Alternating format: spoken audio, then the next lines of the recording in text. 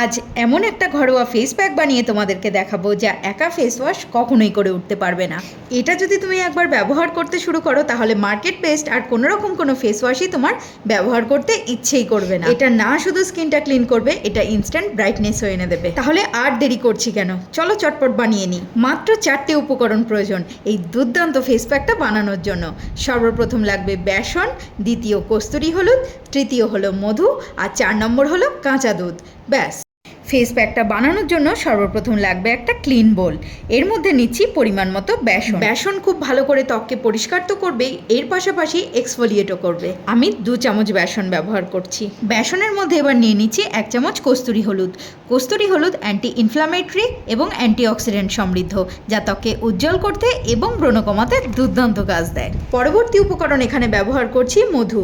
মধু আমাদের ত্বককে ময়শ্চারাইজড করে, যার ফলে স্কিনটা নরম থাকে। এবার এই উপকরণগুলোর মধ্যে মিক্স করে নেব কাঁচা দুধ। কাঁচা দুধ আমাদের ত্বককে ময়শ্চারাইজ করে নরম এবং মসৃণ করে তোলে। এবার এই সব কিছুকে খুব ভালো করে মিক্স করে নিলে দুর্দান্ত একটা ফেস প্যাক একদম রেডি। ফেস প্যাকটা অ্যাপ্লাই করার আগে ফেসটা অবশ্যই একবার ফেস ওয়াশ দিয়ে ক্লিন করে নেবে, তারপর অ্যাপ্লাই করবে এই ফেস প্যাকটা। এটা শুধুমাত্র ফেসেই কেন, তোমরা তোমাদের ওপেন বডি পার্টসেও অ্যাপ্লাই করতে পারো।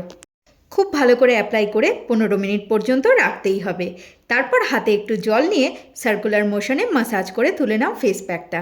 Oily skin, dry skin combination সবাই অ্যাপ্লাই করতে পারো, কিন্তু যাদের সেন্সিটিভ স্কিন তারা একবার প্যাচ টেস্ট অবশ্যই করে নাও। রেগুলার অ্যাপ্লাই করো আর ধীরে ধীরে দেখো কিভাবে তোমার স্কিন টোন ইমপ্রুভ হচ্ছে।